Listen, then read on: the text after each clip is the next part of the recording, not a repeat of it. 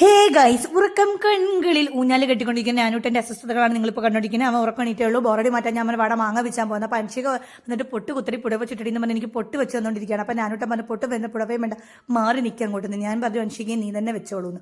അപ്പോൾ അതേ അപ്പുറത്തെ വീട്ടിലെ ചേച്ചി നമ്മുടെ പിള്ളേർക്ക് മാങ്ങ വെച്ച് കൊടുത്തോണ്ടിരിക്കുകയാണ്. ചേച്ചിക്ക് വീഡിയോ വരാൻ നാണമാണെന്ന് അതുകൊണ്ട് ഞാൻ ചേച്ചി കാണിക്കുന്നില്ല. സോ ചേച്ചി മാങ്ങ വെച്ച് ഇട്ട് കൊടുക്കുകയാണ്. അപ്പം അൻഷിക 1, 2 എന്നുള്ള ഉത്സാഹത്തിൽ പോയി മാങ്ങ പറക്കിക്കൊണ്ടിരിക്കുകയാണ്. അൻഷികയുടെ ഉത്സാഹം കണ്ടിട്ട് നിരുത്സാഹപ്പെട്ടിരിക്കുന്ന ഞാനൂട്ടൻ്റെ ആർട്ടിഫിഷ്യൽ കരച്ചിലും കൊണ്ടിറങ്ങിയിരിക്കുകയാണ്.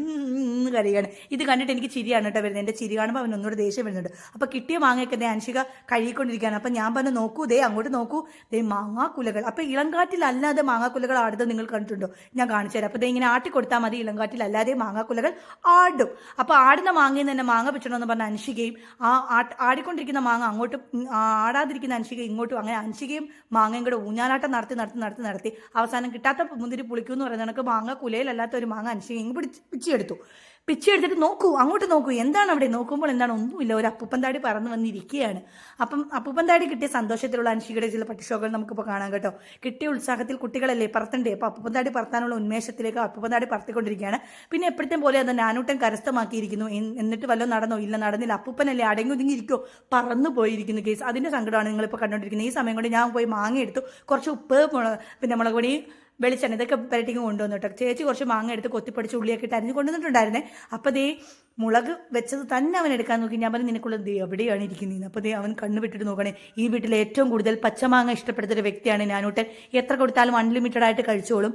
പക്ഷേ വലിയ എക്സ്പ്രഷൻ ഒന്നും ഇടത്തില്ല കേട്ടോ, എത്ര പുളി ഉണ്ടെങ്കിലും.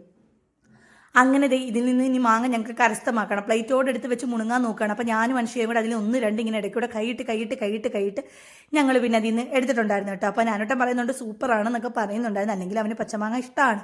അപ്പോൾ അത് കഴിഞ്ഞപ്പോൾ നമ്മുടെ വീട്ടിലെ എക്സ്പ്രഷൻ ക്യൂനായിട്ടുള്ള അൻഷിക എക്സ്പ്രഷൻ വാരി വിതറുകയാണ്. അതായത് പുളിയുള്ള മാങ്ങയാണ് ആക്ച്വലി ഇത് കേട്ടോ. അപ്പോൾ നല്ല പുളി ഉണ്ടായിരുന്നു. അപ്പോൾ അതാണ് ആൾ കാണിച്ചുകൊണ്ടിരിക്കുന്നത്. അത് കഴിഞ്ഞ ശേഷം ഓവർ എക്സ്പ്രഷൻ കാണിക്കുന്ന ഞാൻ അതിനെ അപ്പുറത്തേക്ക് വാരി വിതറാണ്.